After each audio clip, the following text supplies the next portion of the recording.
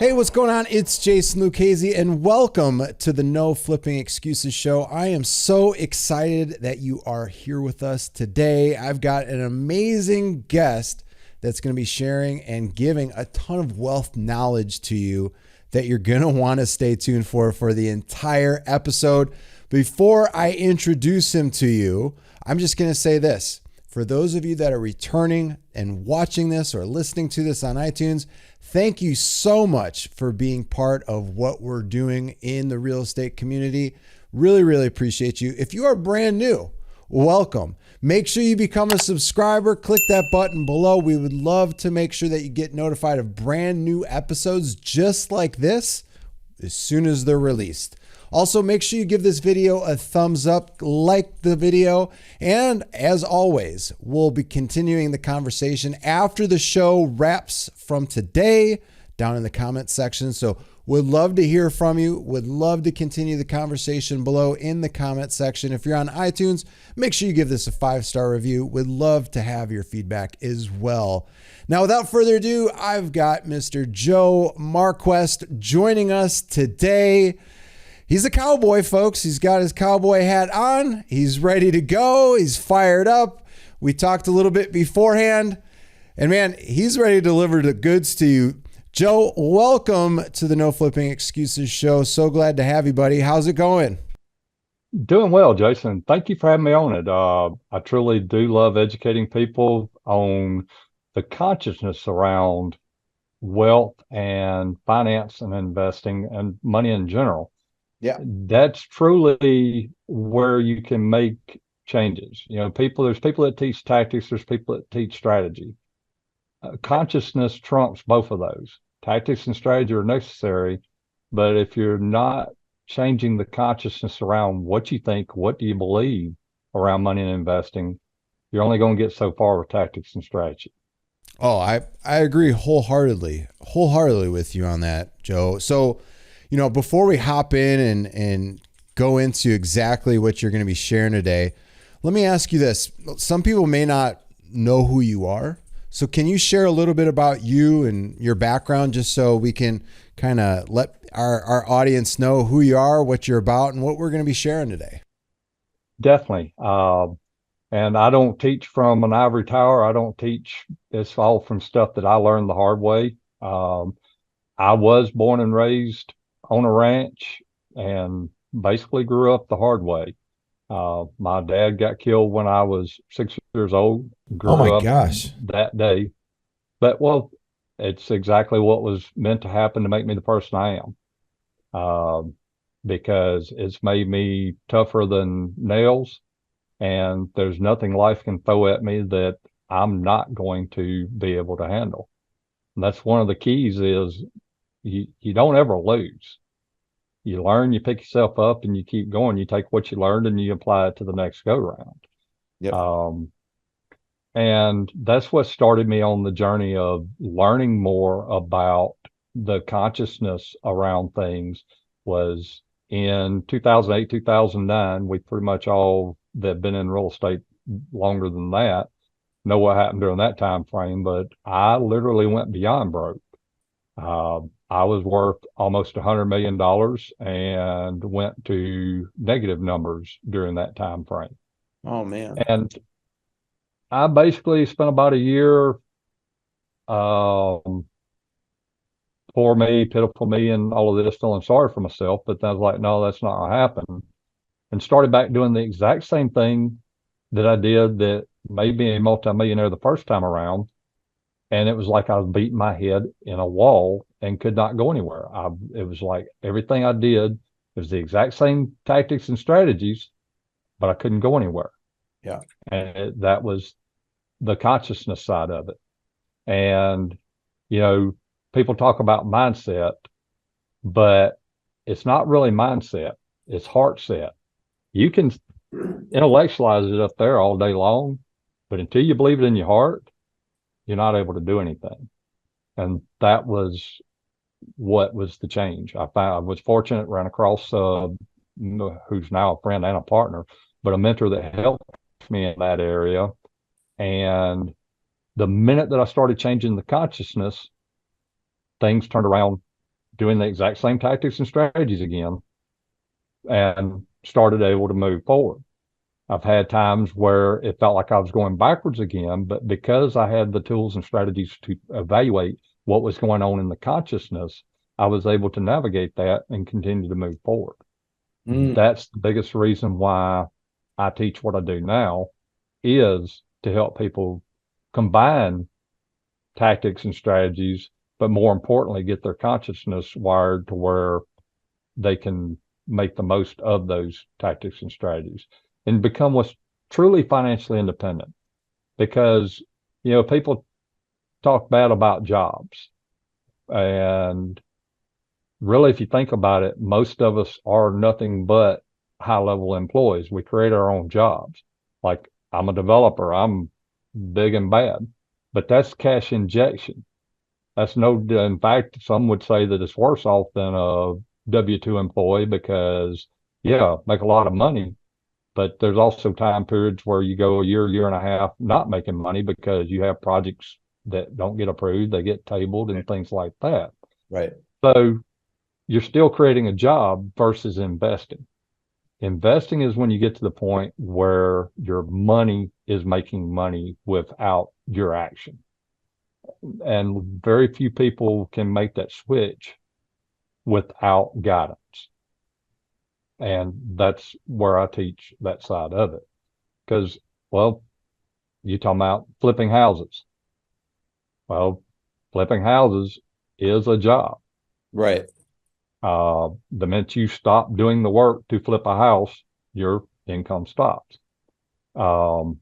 Versus investing for passive income. That's where you reach the financial independence.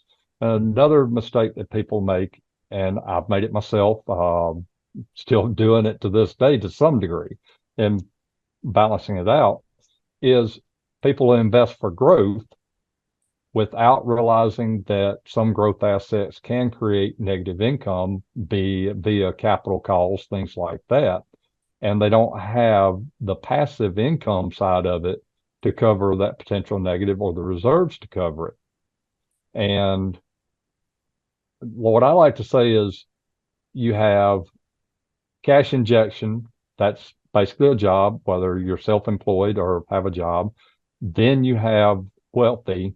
Wealthy is where your passive income has exceeded what your expenses are, and you don't have to go to work to maintain your lifestyle. Then rich is when you get to make an impact in the world. That's when you have the right balance of both growth assets and passive assets, income assets, to where you're continuing your growth assets and you're growing to where you can focus on making a bigger impact in the world. How can we help more people, not just citywide or community-wide, but statewide, and then regional-wide, then nationwide, and then eventually global? That's when you're truly rich, is when you're able to make an impact. So let me interject here because we've got some folks that, when they watch the channel, when they listen to this on iTunes, they might be like, "Oh, wow, this is great," but I'm just kind of starting out. Like, can you go into consciousness? Like, what do you mean? Like, what is somebody just starting off? They're wanting to get into real estate. They're wanting to maybe get that next deal, because a lot of folks that are watching this, they are in that spot of, hey, I'm getting some training going. I'm getting myself a little bit more knowledgeable. Then I'm going to take that leap of faith and start getting into my business. And the other side is we also have people that have maybe done a handful of deals and they're looking to get more, sustainability in their business. So can you talk about how this could help those people really kind of dive in and really kind of hit a different level compared to everybody else? Yes, 100%. And it starts with, number one, figuring out what your beliefs around money and investing are and what are your values. People will say that they value money, but if you do not have money in your life, then you do not truly value money. That's not a bad thing. It's just knowing that that's something that you want to adjust if that's where you want to go. And your beliefs around money.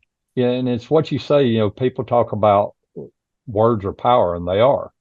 If you're saying filthy rich, but you want to be filthy rich, well, you're automatically tagging being rich to being dirty, maybe subconsciously. But when you say filthy rich or you talk about greedy rich people, then you have negative beliefs around money, and you are going to self, I don't like to use the word self sabotage, but you're going to push away money. Yeah. And if you value health and you value family, you will take money and you will put it toward your highest values. You'll put it toward your health and toward your family. And the key is to seeing where you're already wealthy, because all of us are wealthy.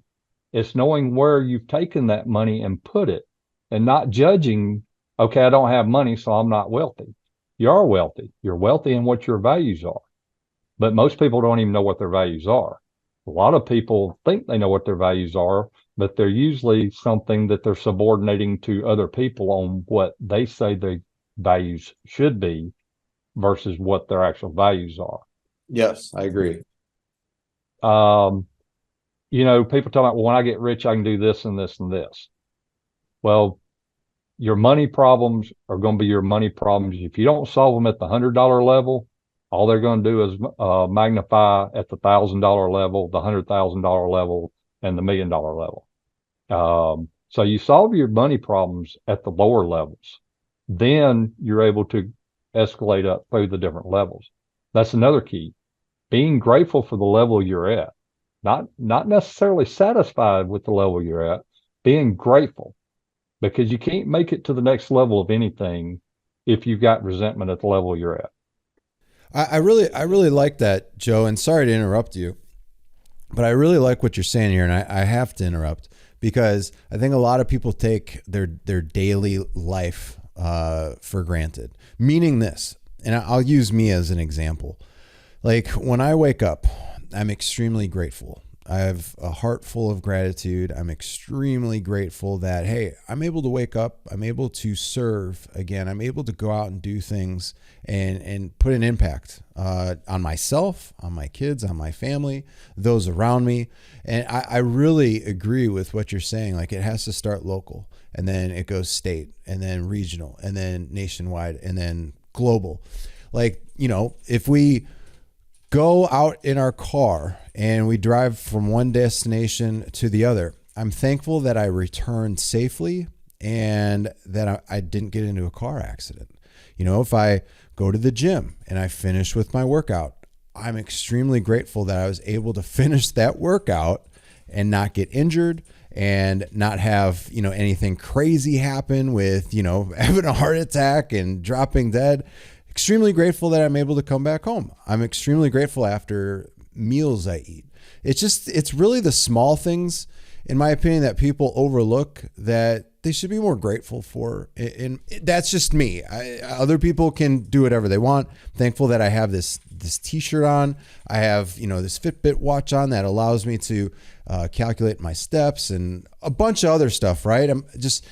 I agree with what you're saying. I just wanted to give some examples to people that are watching, like, well, what could I be grateful for? I think it's overlooked. We don't learn about these things in school. We're kind of told about it a little bit from our parents, depending on your upbringing. But for the most part, like, just being grateful for, hey, I'm able to walk. I'm able to use my hands today. I'm able to see. I'm able to smell. I'm able to hear, because not everybody has that. And I'm a firm believer in, somebody always has it worse than you, because if you're alive, somebody else passed away today. So right then and there, be grateful for that, because they're no longer here on earth. So it's just, I wanted to give those examples, Joe, because you're covering some amazing stuff that I feel people should know, and maybe they could jot down notes of things that they can be grateful for. Jason, you're dead on. And, like you said, to carry another step, I was complaining because I had no shoes until I ran across the guy that had no feet. Yep. And that's another thing, wealth wealth, most people don't know what wealth is. Right. Wealth, if you look up the root definition, well, the TH is the condition of, and the root will is wholeness. So wealth is the condition of wholeness, which is all 7 areas of your life. So if you're chasing money as wealth and destroying your family, destroying your health, destroying your social circle, then you may have money, but you're nowhere close to being wealthy. And how can I know that with 100% certainty? I destroyed family and social circle chasing money at one time versus empowering all 7 areas of my life. And health, that's a huge one. Yeah. I destroyed my health. And now health is very high priority to me because you can't truly be wealthy without being healthy. I was at an event with a man from Canada that was a multi billionaire. They had to wheel him in a wheelchair on oxygen. And I was headed down that same road. I'm like, Yeah. I don't want to be that way. It does no good to have billions of dollars if you can't enjoy it. Exactly. Like if you, I know we don't know each other super well, but I agree with you 100%. Like when I turned 37, something finally clicked. And well, hold on, no, I'm sorry, 38. When I turned 38, I finally something clicked because every single birthday leading up to that, I'm like, okay, I'm gonna make a change. I'm gonna get back on track here, health wise, and I just kind of neglected it. I just put it off to the side, just ate whatever I wanted, and before I started, I was literally 310 pounds. This morning, I'm right around like 224, 225, and I'm actively going to the gym, 3 times a week. I get in around 10 to 14,000 steps every day. Just eating, I've got this big jug right here. I get in 2 of those a day, and just eating better. And before that, I was pre-diabetic, really bad anxiety. I'd get panic attacks. I was a big time snorer. It's just crazy how much we take that for granted too. Like our bodies, like, oh, I'm going to just continue to abuse it. And I'm going to expect great things to come from it. Well, if you have a mind that's not 100% clear because you've got a leaky gut or you've got an issue with your thyroid, do you think you're going to be able to focus and have the energy needed to do the things that you want in life? No, you're not. And I agree with you on that, Joe. You hit on so many pivotal things that people really need to understand if they want to have the life of their dreams. It's not the life that you and I are talking about. You have different goals. I have different goals. We're not one and the same. Like I may have this goal over here. Don't chase my goal because that's mine. And you're going to set yourself up for failure. You need to do what is going to be best for you. And I think a lot of people see like people driving Ferraris or Lamborghinis or living in mansions and they want that lifestyle, but they don't know what that person did to get there. And I would just say like, I think the vision board really helped me out in the beginning just to kind of like paint a picture, right? And you're hitting on some amazing stuff here. I don't want to take too much of what I'm saying, but I'll turn this back over to you. I really like what we're sharing on today's episode.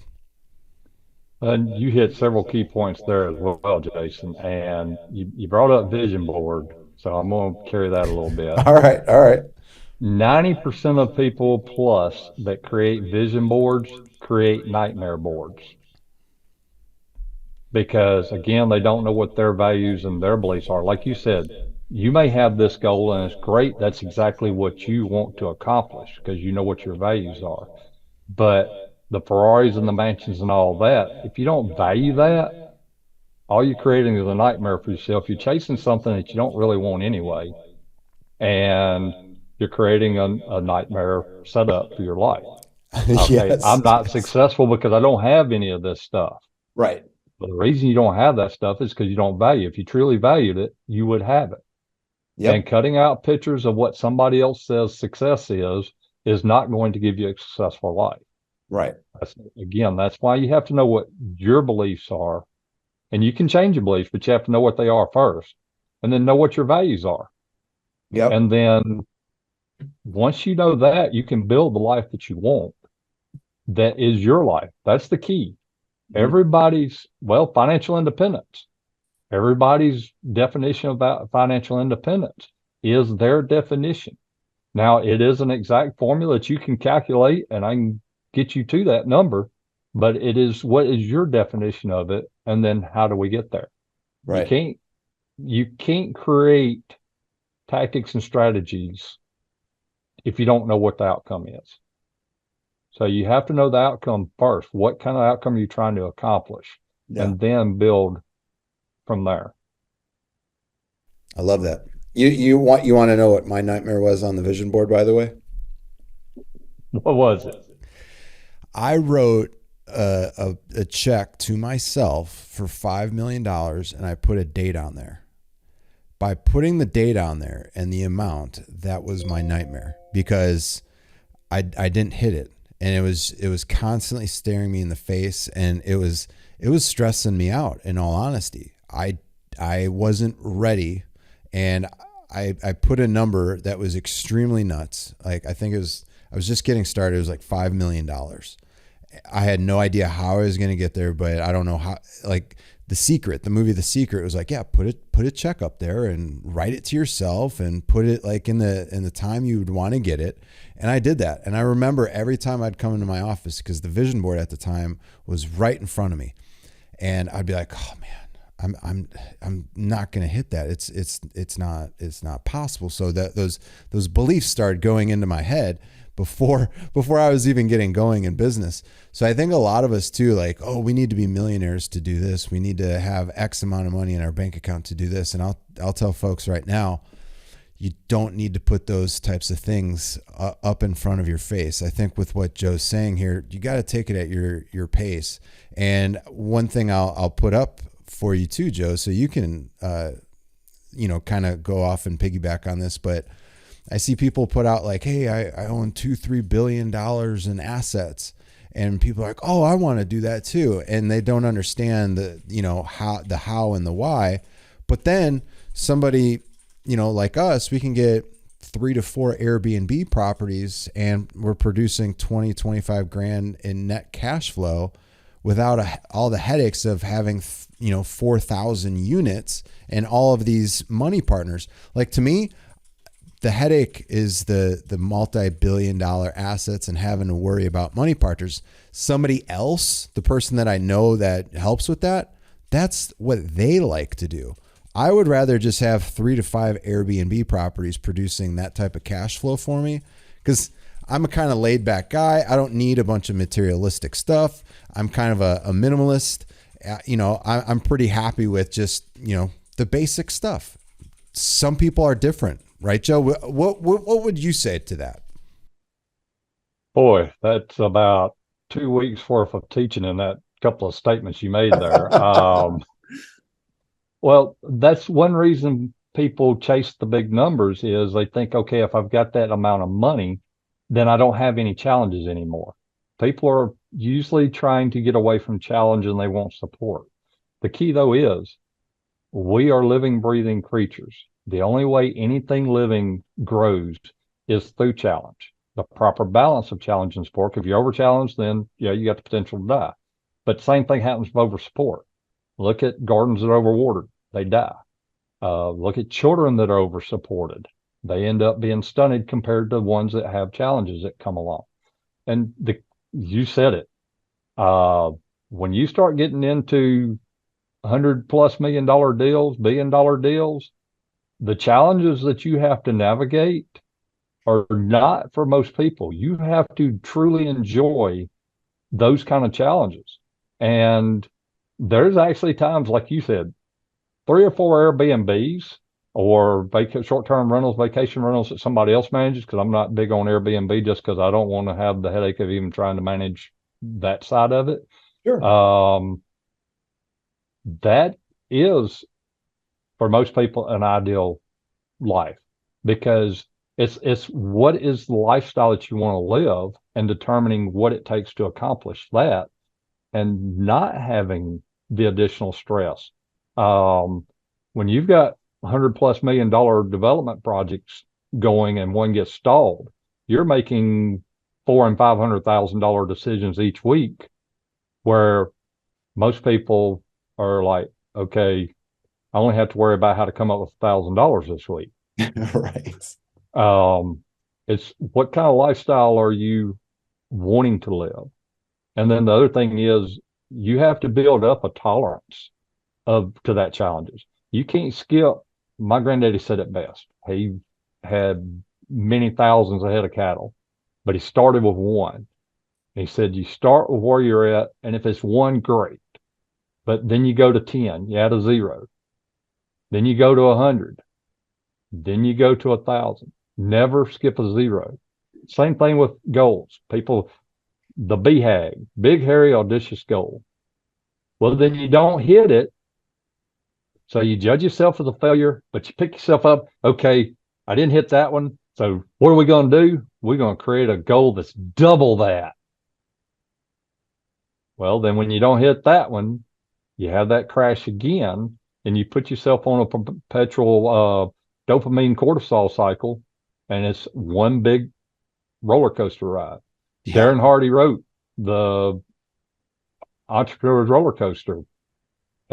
That's what most people create, but that is your own creation. It doesn't have to be that. You create incremental goals, and you grow it a little bit over time, and you grow around the mean. You don't have the high highs, you don't have the low lows, and you're able to have a balanced and grounded life is what I like to call it. I agree. I in some of us, it stems all the way back to like our adolescence. Like I know for me, if I would have had the mindset of, hey, just slow incremental growth, maybe things would be different nowadays, but I can't live a life of regrets, just a life of being able to move forward in the way that I would like. But, sophomore year, I was playing basketball, and, I was averaging like 21, 22 points a game as a sophomore.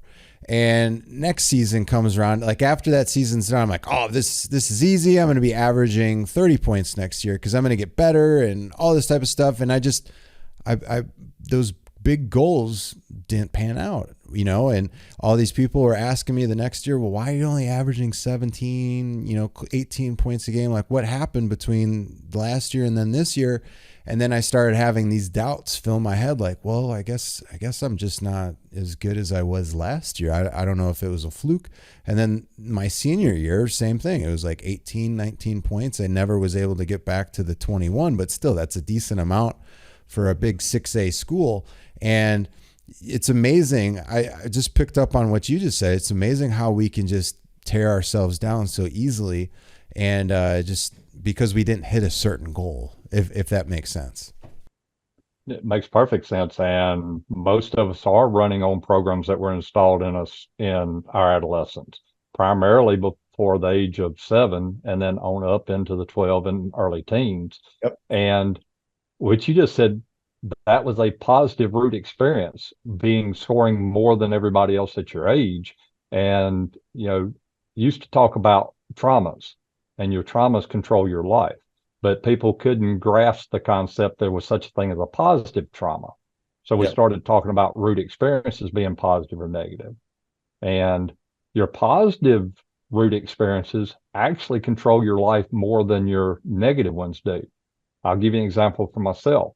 I was an all-star middle linebacker, blew both my knees out and had surgery before my freshman year of college. That was a positive root experience because I was the all-star, and I judged everything that I did in the future. In that moment, I would judge it against, okay, I'm not an all-star. I'm just on an average level with everybody. Although they were great successes for an entrepreneur, it still wasn't elite level. So I was judging that I wasn't a success based on that one root experience. And that's all of us. The key is knowing that every moment in the universe is in balance. It's our perceptions that are out of balance. So every moment we perceive something as either negative or positive, that's our perception. The truth of it is imbalanced and it's serving you. And if you can go back to that moment and see the balance, you dissolve that charge, and that brute experience no longer controls you. I love that. I love that, Joe. And, I know you have something upcoming here, a free training class. And I want folks to know that are listening to this or they're watching that Joe goes way in depth, especially more so than what we did on today's episode. We didn't even really scratch the surface on today's episode. So you could head on over to noflippingexcuses.com/cowboy. So I'll say that again, noflippingexcuses.com/COWBOY. So just tell some of the folks at home when they go to that link, what is the training class about that you're going to be teaching? Okay, I'm doing a webinar, and it's called the Wealth and Freedom Protection Formula. The reason being is, most people talk about abundance. Well, our brains aren't built on abundance. They're built on protection first. Am I going to survive today? So whenever you're trying to create abundance, you have to make sure the protection is covered first. Yeah. Then you move into security. Then you go to abundance. Well, the whole thing with Wealth and Protection Freedom Formula, it is a repeatable formula. Again, you have to know what your outcomes are, and then you create a formula that gets you there. But you focus first on protecting your assets. And again, that depends on what level you're at. It may be as simple as a multi-member LLC, but if you're at another level, it may be a trust that is basically a non-grantor complex trust that is irrevocable, that has a lot of asset protection and tax mitigation benefits to it. Then you move into properly structured insurance products for infinite banking purposes. The reason for that is that's the velocity of money and money flow management. You're taking the exact same money you've got in your life and basically just redirecting the flow a little bit to create assets and still be able to handle what you're doing currently. And then from there, you step up, and what assets do you enjoy investing in? What are you already knowledgeable on? And then what do you want to learn about that you enjoy? Again, what is it that you love to do? What do you know that you can do? And focus on that. Don't chase the money. Don't decide you want to become a land developer because you heard that's where the most money in real estate is. Right. It is where the most money in real estate is, but it's also where the biggest headaches are, where the most challenges are, and everything else. Now, if you love it, like some other crazy fools, I may be talking about myself there, then do land development. But if you don't, do what it is that you know that can make money. And there are things out there that you don't have to put in action. You can have your money start making money for you at whatever level you're at, and then you go there. Then the next step is the consciousness of it. What are your beliefs and what are your values? And then how can we get you with what you already have move forward? So that is a webinar that's Wealth and Protection Formula. That gets you started, and it's basically an introduction into my 3-day boot camp. My 3-day boot camp, and the reason I call it a boot camp, it's not a workshop. It will be, you'll learn a ton, but it is interactive. There will be formulas and functions that you do inside the boot camp that help you start building what is your roadmap to financial independence. It is an interactive boot camp versus a workshop where I sit and teach for 3 days. Outstanding. And then we create your roadmap and help you get started, because people say knowledge is power. Knowledge is not power. People that say that piss me off, because it's applied knowledge is power. If you don't put it into action, then I'm wasting my time and you're wasting your time with me even talking about it to you. Yep, 100% agree with you on that. We're a lot alike and a lot of similarities there, because I say the same thing now with knowledge is power. I always say that doesn't mean anything until you actually apply it. So we're on the same page with that one, my friend. And Definitely recommend that you guys go check out Joe's webinar. It's going to be life-changing for you. It's noflippingexcuses.com/cowboy. Now, Joe, we're coming to the end of this episode. I have 2 remaining questions for you, and I know people love hearing this segment from us.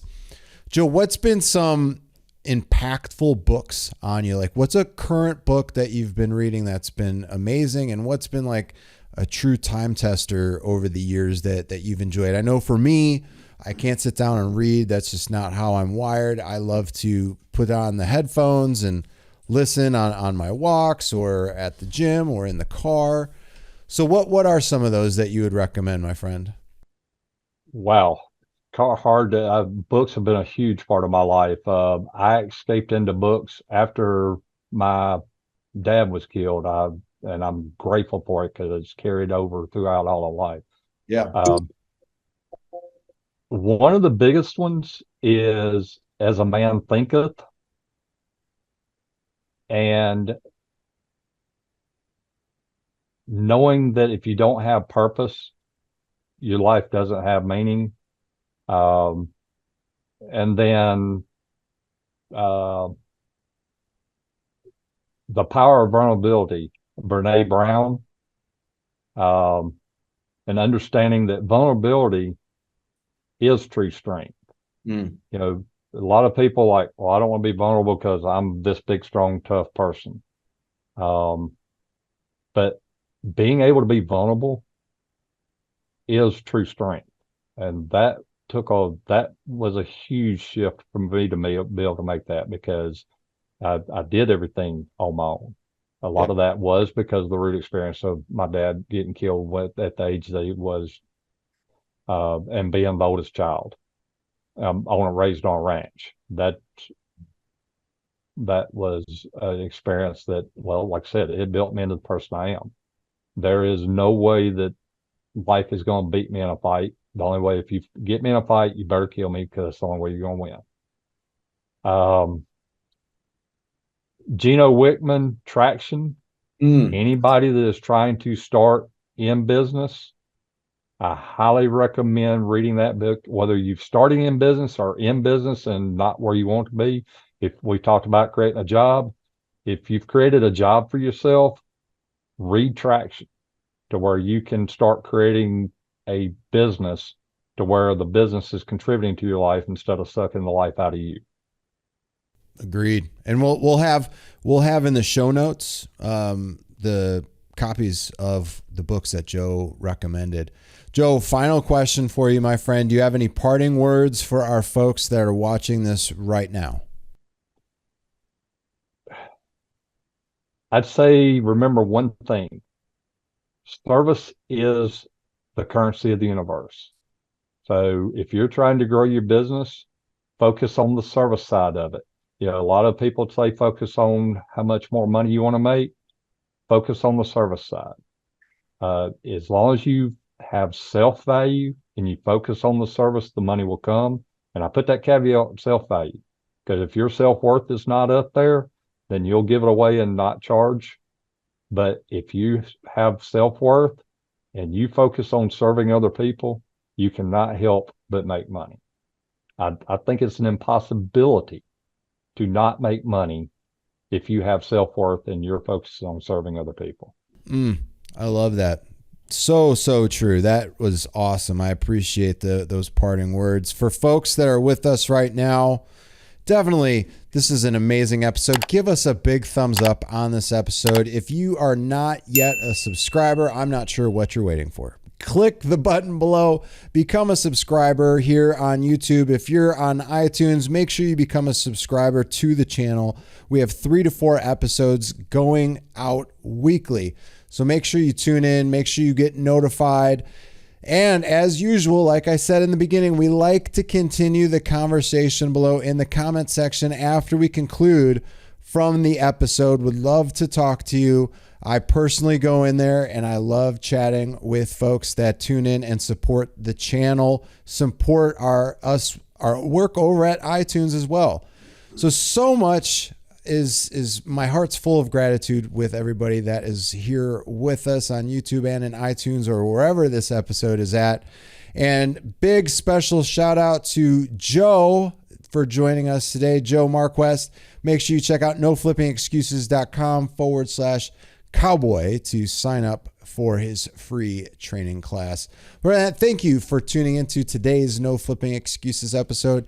You have an amazing day, and we'll talk soon. Take care. Bye now.